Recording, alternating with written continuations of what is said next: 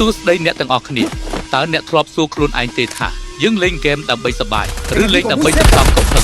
ថ្ងៃនេះខ្ញុំចង់និយាយខ្លះៗទាក់ទងនឹងការលេងហ្គេមបែបវិជ្ជមានមកជជែកជាមួយមនុស្សទាំងអស់គ្នាព្រោះថាវីដេអូនេះមានតែមនុស្សទេទើបស្ដាប់យល់ស្ដាប់ហើយជជែកជាការពិតណាស់ហ្គេមគឺជាការកំសាន្តមិនមែនជាសមរភូមិគោលបំណងធំនៃហ្គេមគឺការសម្រាប់ជីវិតតាំងទឹកបើយើងយកភាពតាំងទឹកពីហ្គេមមកបង្កើតជាចំនួន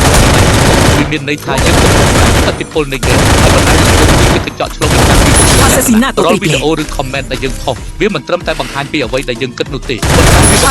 កម្រិតនៃភាពចាស់ទុំរបស់យើងទៅកាន់មនុស្សរាប់ម៉ឺននាក់ក្នុងផែនទីមានផ្លូវច្រើនសម្រាប់ដើរតែគឺសម្រាប់អ្នកលេងហ្គេមពួកមានផ្លូវការយោគយល់ការលេងចាញ់អាចត្រឡប់មកឈ្នះវិញបានតែពាក្យសម្ដីដែលជេរប្រមាថគ្នាវាអាចនឹងបន្សល់ទុកនូវស្លាកស្នាមមិនល្អជារៀងរហូតមកលេងដើម្បីសប្បាយមិនមែនមកលេងដើម្បីការសន្ទុះជំនាញដែលខ្លាំងបំផុតក្នុងហ្គេមមិនមែនជាការសម្លាប់បានច្រើននោះទេប៉ុន្តែគឺជាការរក្សាចិត្តឲ្យស្ងប់នៅពេលជួបបញ្ហាបើមានគេលើកដល់មកយើងការឆ្លើយតបដ៏ល្អ